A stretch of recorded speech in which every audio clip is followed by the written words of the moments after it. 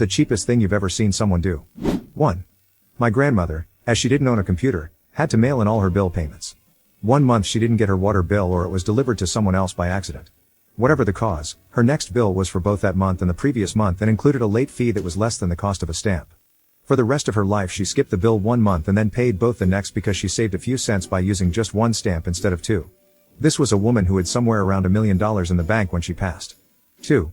My grandfather had a firmly held belief that any drink served in a restaurant should cost no more than 10 cents per glass.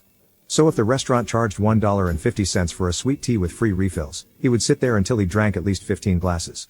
Nobody else could leave until he was done. 3. Saw a guy take money from the tip jar to pay for a muffin like it was nothing. Poor cashier was in shock, I guess, because she didn't say anything.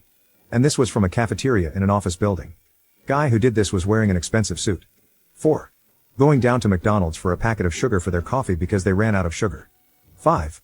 This probably doesn't count because it was on a TV show, but the lady reused her mouthwash. Like she'd use it, then spit it back into the bottle to use again. 6. My mom and I once went to the cinema with a new friend of hers, and as we were leaving, the friend found $5 under one of the seats and then made us stay back in the empty cinema while she checked every row for any more fallen cash. 7. My grandma would take my brother and sister to a restaurant and instead of buying us milk she'd make us drink the tiny creamers. 8. We used to frequent a bar/club when we were younger, because they accepted our IDs and sold $1 beers on Friday nights. We were buying rounds of beers and I'll never forget one of my friends coming up to me as it was my buy, and telling me that he would like to opt out of that round and if I could just give him the $1 instead.